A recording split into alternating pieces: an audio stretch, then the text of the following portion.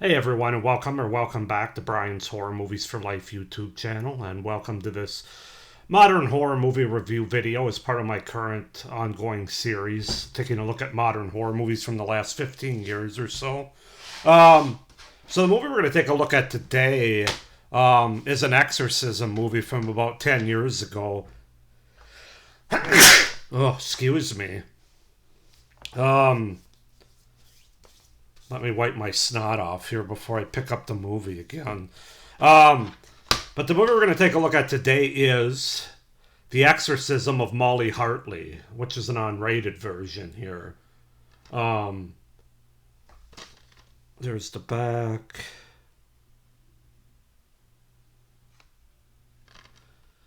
There's nowhere to hide from evil. That's the tagline. So yeah, let's talk about The Exorcism of Molly Hartley.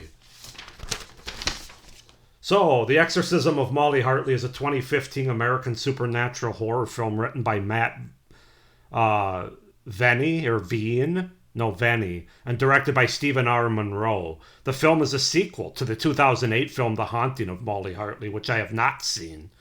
But from what I've read, it doesn't really matter if you've seen that movie or not. This is kind of a loose sequel, a totally different cast in that movie. So, anyway, after causing a botched exorcism that resulted in the death of a fellow priest, Father James, and a pregnant woman, Father John Barrow is committed to a Catholic mental asylum. Chaplain Henry Davies informs him that the Vatican has revoked his status as a priest.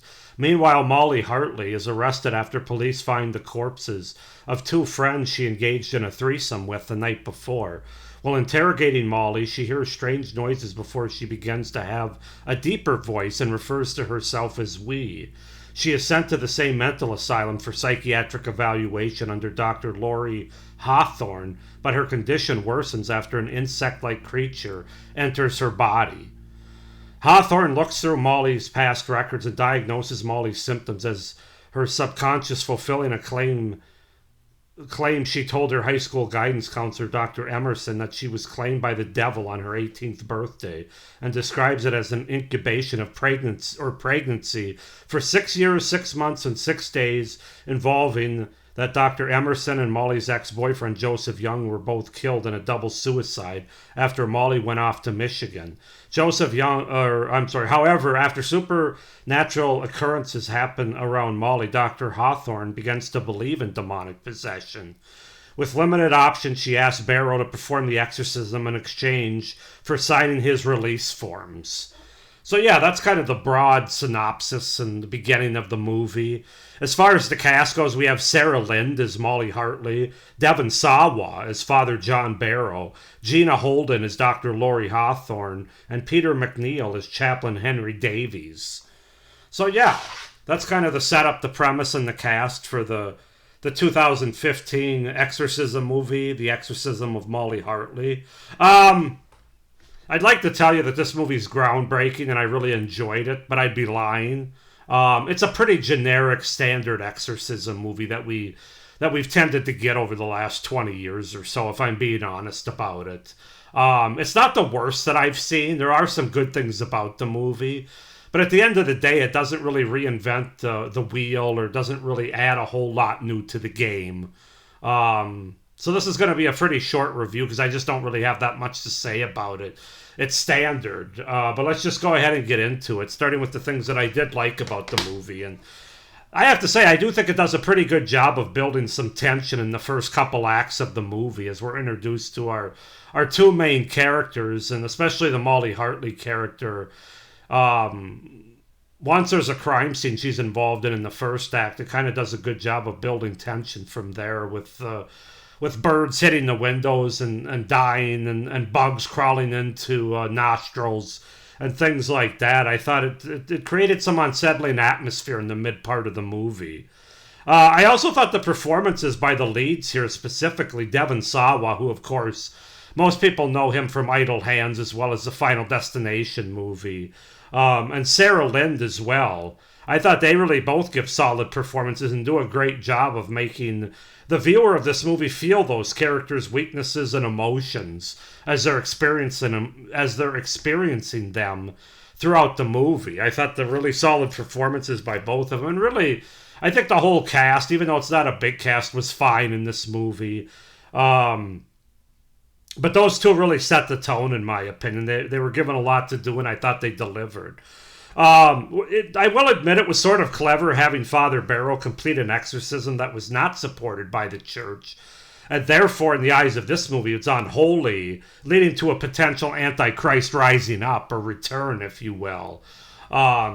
Even though I wasn't a big fan of the third act, as you'll find out here, and when I get into my cons, that part was kind of clever, because I'm not sure I've seen that before. Usually exorcisms are somehow collaborated by the church, and when I say the church, I mean like the big church, like the Vatican situation. I'm not talking about a local church. And the fact is, he's kind of ousted as a priest here, as it says, because of what happened at the beginning of the movie. I thought that was kind of interesting. I'll be honest about that. I'm trying to think if there's any other positives I can think of. You know, there's a bit of nudity at like in the first act of this movie, I guess, for those out there that are looking for that. As a threesome takes place between Molly Hartley and these two others that she meets at a bar or a club. There's some full frontal and backside nudity there, so that's something. The movie has a little bit of blood and gore in it, but that's really not what it's about. So, but it's not a goreless movie, I'll say.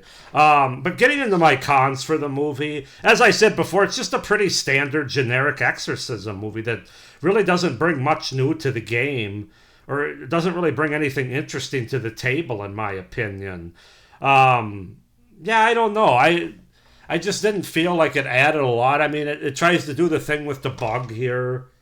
You know, like the bugs are the possessions. Once they crawl in through the ears or the nose or whatever, then it's full on possession where the devil's trying to come out through the possessed. But I feel like we've seen similar things to that before.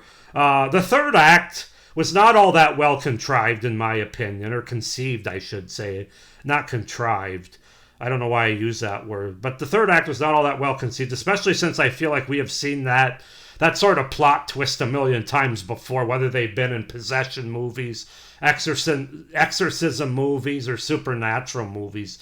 There's always sort of that, it feels like it anyway, there's always sort of a cult lurking in the background somewhere that's like, wait a minute.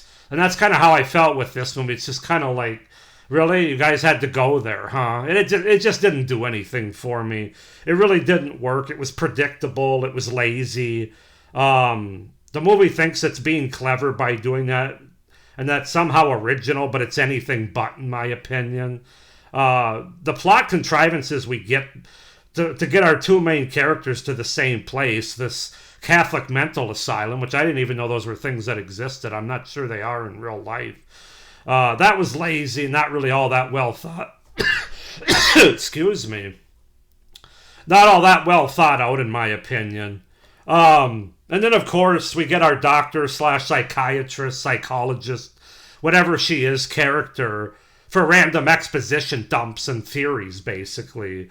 To basically inform our audience of what's going on. And boy, this movie gives us a lot of exposition dumps. Not just from the psychologist in the hospital, but also Chaplain Henry Davies, even Molly Hartley herself, speaking as a demon. There's just a lot of exposition dumps. Again, it's a standard exorcism movie. It's not great. It's not the worst movie I've seen. It's not even the worst exorcism movie I've seen. There's plenty out there worse than this one, but I can't really praise it much more than I already did as far as the things that I like either. So this is a standard 6 out of 10 horror movie. I'm going to give The Exorcism of Molly Hartley a 6 out of 10. Go ahead and comment down below if anybody's seen this movie, your thoughts about it. Do you think it is a little bit above a standard exorcism movie, or do you agree with me? Comment down below. Please like this video, hit the little notification bell, and subscribe to my channel. If you haven't already, it would really help me out for the future content and my channel going forward. But with that being said, I know this was a fast, quick little 10-minute review here. Sometimes I get those when I don't really have much to say about a movie. But yeah, I hope you guys overall are enjoying my modern horror movie review series.